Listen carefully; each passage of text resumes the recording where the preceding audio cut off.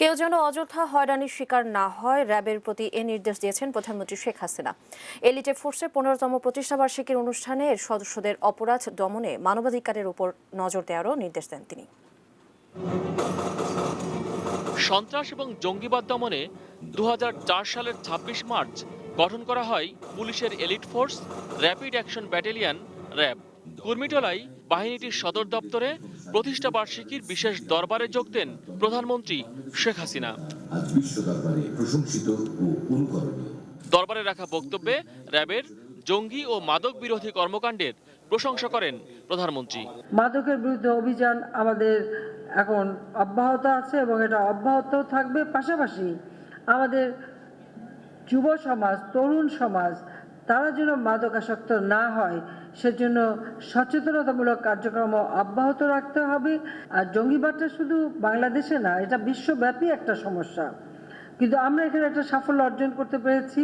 ভবিষ্যতে যেন আর এই জঙ্গিবাদ সন্ত্রাস মাথা চাড়া দিয়ে না উঠতে পারে।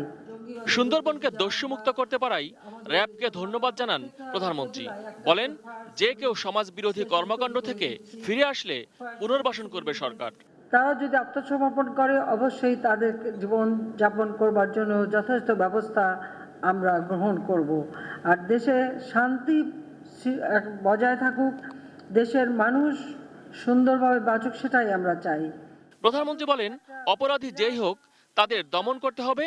এক্ষেত্রে সাধারণ মানুষ যেন হয়রানি না হয় সেদিকে খেয়াল রাখার নির্দেশ দেন তিনি। অন্যায়কারীর বিরুদ্ধে যথাযথ ব্যবস্থা নিতে হবে, কিন্তু কোনো নিরপরাধ মানুষ যেন কখনো হয়রানির শিকার না হয় সে বিষয়ে বিশেষভাবে নজর রাখার জন্য আমি অনুরোধ জানাচ্ছি।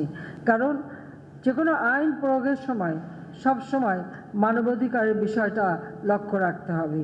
অপরাধীকে যেমন গ্রেপ্তার করা, শাস্তির ব্যবস্থা করা, সেটাও যেমন আমাদের কাজ, সাথে সাথে অপরাধের সাথে যেন কেউ যুক্ত না হয় সেই ব্যবস্থাটাও আমাদের নিতে হবে। গত 10 বছরে দেশের যে অগ্রগতি হয়েছে তা ধরে রাখতে সরকার কাজ করছে বলেও জানান প্রধানমন্ত্রী। বাংলাদেশকে নিয়ে আমরা অহংকার করতে চাই। মহসিন কবির, এটিএন নিউজ, ঢাকা।